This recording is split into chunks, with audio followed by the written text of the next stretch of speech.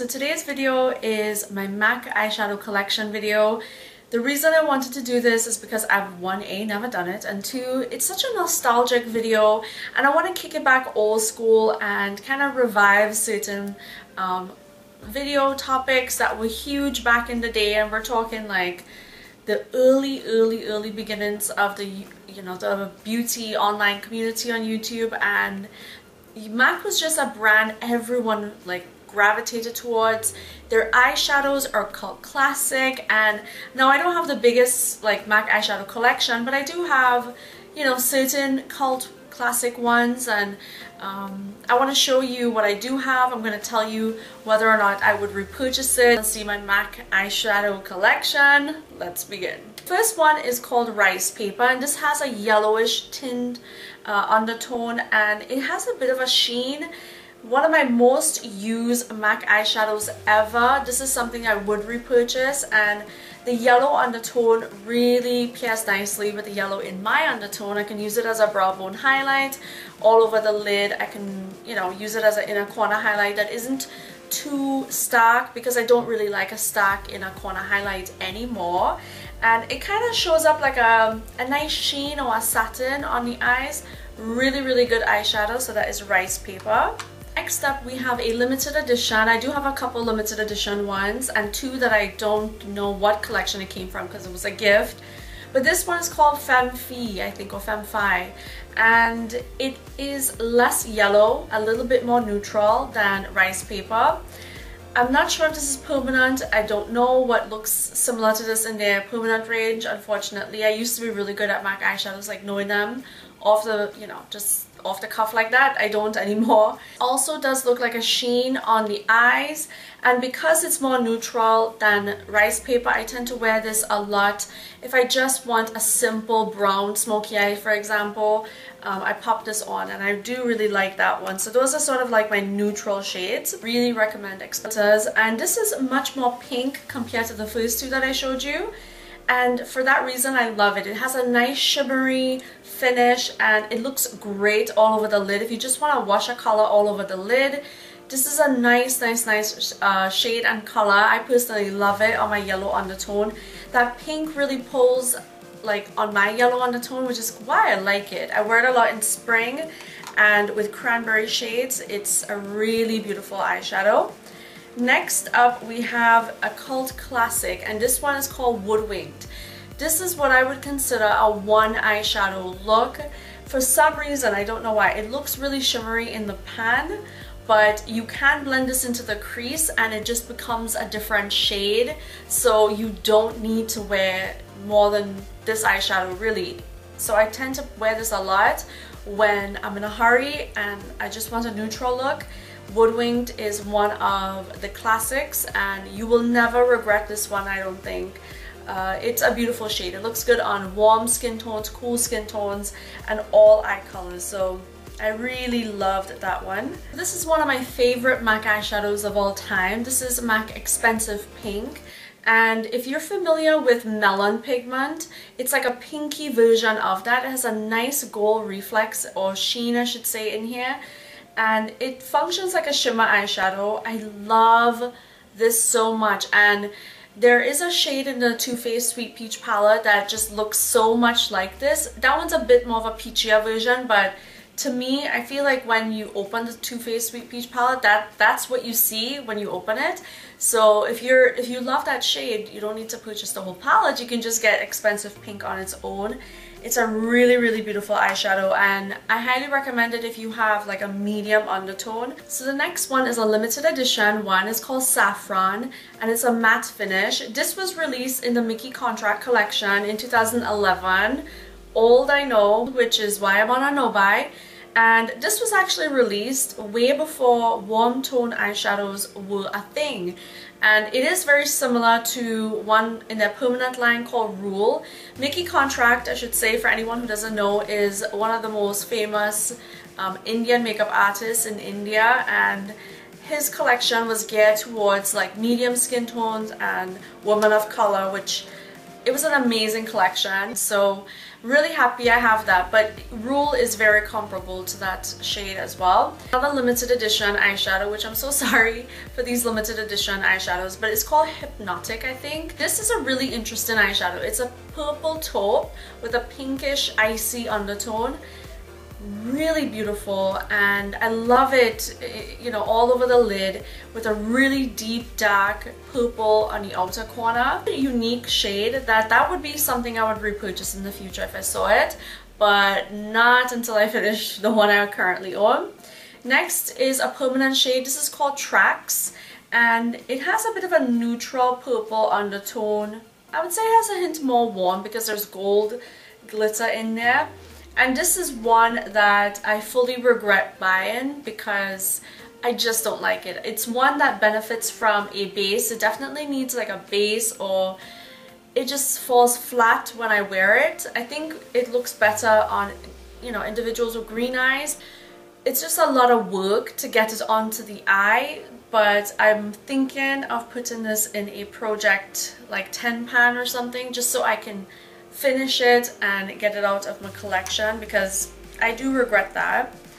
Next is another purple. This is a lot more warm tone, and this has a bit of a sheen to it, but yeah, it's not a flat matte. It's just a very like satin sheen. It's called Nocturnelle, and it's a warm purple, and I do like it, but I just don't wear it enough. So I guess I do regret buying it because I don't wear it enough. And the sad thing is I love purple eyeshadow, so the fact that I just don't wear it, don't reach for it, it doesn't appeal as much to me. I might miss it once I start using it, but I haven't even gotten to the point where I use it frequently. So I might put this in a project pan as well. We'll see, because I don't think I can do 2 purple eyeshadows in a project pan, but that one is, it's pretty, but it's a permanent shade. Yeah, on the fence with that one. Next is another limited edition from that same Mickey Contract collection. This one's called Marvel, and there's more blue to it. This is also like a sheen satin type formula, and again, you can see in the close-up I haven't even really dented this at all. I've rarely worn it, and I don't know what I was thinking when I purchased it, because I also purchased another purple eyeshadow the same day, and I've rarely used that since 2011. So yeah, but it is really beautiful. I don't really know what MAC has in their permanent range that is similar to this, because it is a lot more cooler than Nocturnelle. But that is a great purple eyeshadow if you like purple. It's just I don't wear it as often. Next up is called Beauty Marked, and this is a black with red glitter in here, so it makes it look like it's purple or something. This is my #1 regret in terms of purchasing from MAC, because this is such a dud. In my opinion, I have never enjoyed wearing this eyeshadow the entire time I've tried. You can see I do have some wear on it, but it's because I dropped it and it cracked, and I wasn't even, you know, unhappy about that. I was like, okay. I just much prefer wearing like a matte black eyeshadow. The glitter does not show up. I've tried using this wet, I've tried using it wet over black bases, and then you get the reflex, but you have to go through so much trouble just to get that to pop.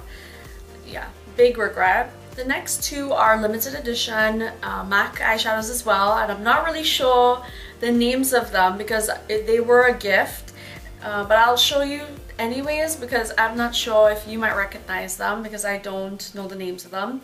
This is a pastel light green matte shade, and I don't mind it. This is not my favorite eyeshadow by any means, but I do like to wear it in the springtime when I just want a matte like all over lid. Then I pop a little bit of a deeper green in the crease, so that's why I like that one, and that's why I keep it. This is also one that I do not know the name of, but it's the most, I would say, chartreuse looking eyeshadow that I own. There's a yellow undertone to this one. It also has a sheen to it. It's not quite a satin, but there is a slight sheen. Not the best formula. You need to build this one up, but I really like the color. It does benefit from a base, having like a really solid base, like a cream color base, but I do like the eyeshadow, so that's why I haven't decluttered it. Next, this is probably one of my favorite greens ever, or favorite green eyeshadows of all time. And this one's called Sumptuous Olive. And Sumptuous Olive is such a beautiful shimmery eyeshadow. It's the same thing like Woodwinked. It's like a one eyeshadow deal where you can put this all over the lid, blend it into the crease. It becomes like two shadows in one. So that's why I really, really love it. And it's not in your face. You know, a lot of green eyeshadows can be very bright. That has an antique, sophisticated look to it, and to me, if I were to see that in a palette, I think a lot of people would gravitate towards a shade like that, but you know, it is a permanent shade from MAC. Next up is probably one of my most favorite green eyeshadows in terms of the jewel tone range, and it's called Humid. It is a beautiful green emerald shimmery satin shade. I love this so much. It's very pigmented. A little of it goes a long way. Anytime I'm wearing a green smoky eye, chances are I'm probably wearing Humid somewhere in there, because it just pops and it looks green. There's no mistake in it. It's a true emerald. I love it. Next up is a limited edition, and this one I think is called Hallucination. I want to say it came out around Halloween sometime years and years and years ago, and it's like a periwinkle matte eyeshadow, which is so strange. That's why I keep it. I wouldn't necessarily repurchase it because it doesn't have the best formula in my opinion, but I do like it for its uniqueness. I have worn this like in the inner corner to kind of give a different dimension. I've worn it on the lash line, the lower lash line. I do like it. It is interesting, but I wouldn't repurchase that. And yeah. The next one is another blue, and this is Deep Truth. This is another jewel tone. This is not as buttery as Humid from MAC. A bit more stiff, but it's a true like cobalt blue, and for that reason I do tend to go towards this if I want a blue smoky eye. It's a nice shadow. I'm glad I own it, but I don't wear it as often. It's not as deep as a navy, so it does show up true as a blue sapphire on the eyes. It's called Wedge. Wedge is, I would say, a cult classic. It's just a basic crease. If you're very, very fair skinned too, this actually does double up to be a good contour shade. There is enough gray in this eyeshadow for it to also be a contour shade. So I have contoured with this before, and it gives just a slight contour on my skin tone because I have a medium skin tone. But I love it for the eyes, just to give it some interest in the socket. Really good, and I always wear this when I wear a brown smoky eye. And these are actually two, the next I'm going to show you with Wedge is sort of the brown smoky eye that I do wear. This one's called Twinks, and it's called a Velux pearl finish, but to me it's like a sheen or a satin, and not the most pigmented brown, but it has a richness to it that just sort of makes my dark eyes look very chocolatey, because it's hard when you have like really, really, really dark eyes for it to sort of have that smoldering look, in my opinion, because it just sort of blends together and it gets muddy really, really fast for me when I do smoky eyes. So I really do love Wedge and Twinks together, and it's a nice eyeshadow. I would actually repurchase this because these two sort of go with me traveling for that brown smoky eye look, and I really do like it. That's why I have them in pots. It's called Royale, and this is a matte blue. This is very bright and it's very matte. In order for this to show up, you do have to sort of wet your brush and pack it on to sort of a cream color base, but when you get the color on, it is intense. It doesn't swatch as nicely when you first sort of like swatch it. It kind of can be a bit patchy. This one is definitely one that you need to babysit a little bit, but I do think it's limited edition, so I'm not sure the availability, but it is a good blue striking shadow. Next up is the only duo that I have, and at the back of it, it just says double feature 6. So from the collection it came out from, I don't even remember what the collection name was. Just by looking at it though, I can, like, I went on the MAC website just to kind of get an idea as to see what it would look like on the site, and I think this one is called Omega and this one's called Bronze, and the bronze shade I wear a lot. It's sort of that beautiful in-between of Woodwinked and Amber Lights. I don't own Amber Lights, but it's a very bright gold, so I do really like that and I enjoy that as well. And Omega is just like a cool tone matte bone type shade, and I like to wear that all over the lid, just with maybe a little bit of a matte black or a matte brown in the crease sometimes, just for something simple. This is the only one I purchased that was fully made, where you can't take these eyeshadows out from here, I don't think. And this is from the Mickey Contract collection. I told you, when I buy from a collection, I buy a lot and then I don't buy anything for many years. Limited edition shades, and Foley and Carbon are the two permanent shades in here. I love Foley. Foley is one of the most underrated MAC eyeshadows I think out there. I love to wear this in the fall time with a burgundy eyeshadow. It's so beautiful. It's a perfect crease color. And I love this one. It's called Jan. It's a limited edition. I love this eyeshadow so much. This is probably the dud in here for me because it's a luster finish and I don't like the luster finishes by MAC. It's a really tightly packed matte shadow with a bunch of sparkles, which kind of goes everywhere, so not really a fan. But the only pre-made quad that I purchased, and I'm thinking of maybe this is what I should put into a Project 10 pan because I've had it so many years. The next 8 eyeshadows I purchased from a collection called the Peacocky collection years and years and years ago. So they are almost twice or 3 times the size of a regular MAC eyeshadow. So the first one is called Dalliance or Prance, I'm not sure. I think this one's called Dalliance, and it is a beautiful pewter shimmery shade. These eyeshadows were so different from some of the regular MAC eyeshadows. I'm really happy that I did purchase these when I did, but the size are like an old Makeup Forever eyeshadow, like the big ones. So I don't know when I'm going to be finished this anytime soon, but I'm really happy that I do own it, and it's a great eyeshadow. That's a good one.